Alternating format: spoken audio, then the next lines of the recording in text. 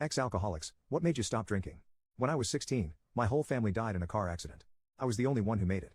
One second, we were driving home from my sister's soccer game, laughing at something dumb. The next, I woke up in a hospital bed with a doctor standing over me, looking like he didn't want to be the one to say it. After that, I shut down. I had no close family, so they put me in foster care. The people who took me in barely acknowledged me. They made me sleep in the shed when I pissed them off. Some nights, I went to bed hungry. I started sneaking out, getting strangers to buy me whatever cheap liquor I could get my hands on. By 18, I was homeless. My routine was simple: wake up, go to work, buy booze, pass out, repeat. I had no reason to stop. I didn't care if I woke up the next morning or not. Then one night, I was drinking outside a gas station when a cop pulled up. I kept my head down, waiting for him to tell me to move or arrest me. Instead, he leaned against his car and said, "You even old enough for that?" I shrugged. "Yeah, basically." He looked at me for a second, then nodded toward his car. "Get in." I figured, what the hell? Maybe a night in a cell would be better than this. But he didn't take me to the station. He went inside the gas station and returned with a coffee and a bag of food. He handed them to me and said, "Eat." I stared at the bag. It had been a while since someone told me to eat like they actually cared. I didn't say much, but he got me to talk. I told him I had no home, nothing. He listened, then told me to wait at the station until his shift ended. That night, he brought me to his place. "Couch is yours," he said, tossing me a blanket. "We'll figure things out in the morning." I don't know why, but I told him everything. My family. The drinking. The foster home.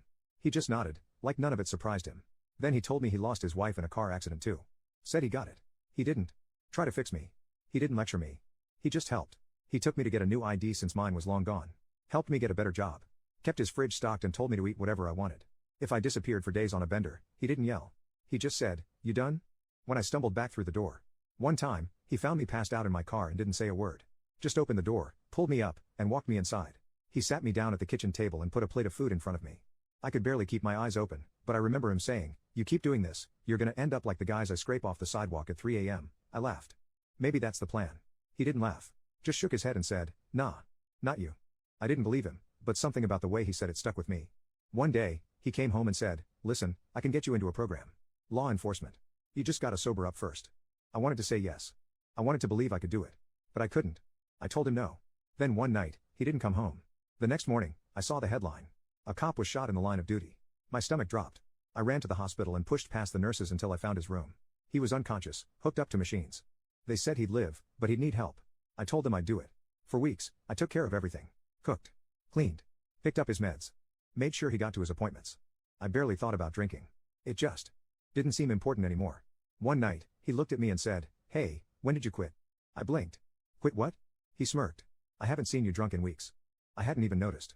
He clapped a hand on my shoulder and said, "That's what a real man does." After he healed, I told him I wanted to join the program. He helped me get in, and we became family. Eventually, I became a cop, too. That was 7 years ago, and I haven't thought of having a sip since.